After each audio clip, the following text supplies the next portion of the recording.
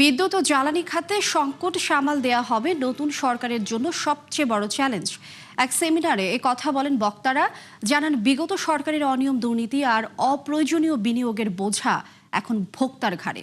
মিসবাহ হাসানের রিপোর্ট। দেশের বিদ্যুৎ উৎপাদন সক্ষমতা কাগজে কলমে প্রায় ২৮,০০০ মেগাওয়াট।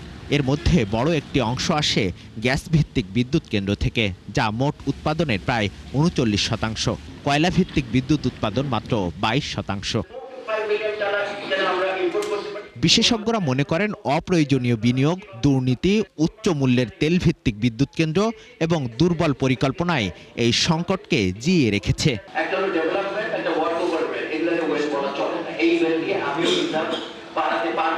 জ্বালানি খাতে দীর্ঘমেয়াদী এই সংকট কাটিয়ে উঠতে না পারলে ২০৩০ সালের মধ্যে দেশ ভয়াবহ বিপর্যয়ের মুখে পড়তে পারে বলে শঙ্কা বিশেষজ্ঞদের। যে সমস্ত করাপশন তারা করেছে, এবং মনোয়ারুল ইসলাম যিনি, যার কথা আমরা বলেছি যে ৪ জন জ্বালানি অপরাধী, এবং এইসব প্রতিষ্ঠানগুলো অলিগারকে পরিণত হয়ে গেছে। রাজনৈতিক দলের নেতারা বলছেন, দুর্নীতি বন্ধ করে জবাবদিহিতা নিশ্চিত করা গেলে নতুন সরকার এই সংকট থেকে বেরিয়ে আসতে পারবে। দুর্নীতি আমাদেরকে ধ্বংস করে দিচ্ছে, এই দুর্নীতি থেকে বেরিয়ে আসতে হবে। বেরিয়ে আসার জন্য কমিটমেন্টের প্রয়োজন, রাজনৈতিক দলের কমিটমেন্টের প্রয়োজন, সরকারে যা আছেন তাদের দরকার। রীতিমতো লুট, আমি বলবো যে এই যে ক্যাপাসিটি চার্জের নামে লুট।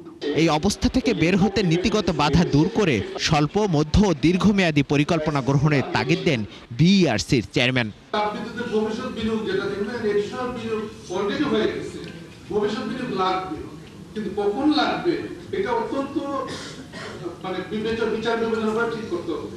আমার এই মুহূর্তে যেমন সেদিন একজন বলতেছিলেন যে গুলাটা যদি আমরা একটা করি, ভোক্তার জন্য সাশ্রয়ী ও টেকসই জ্বালানি নিশ্চিত করতে বিদ্যুৎ ও জ্বালানি খাত পুরোপুরি বেসরকারি খাতে ছেড়ে না দেওয়ার আহ্বান জানান বক্তারা।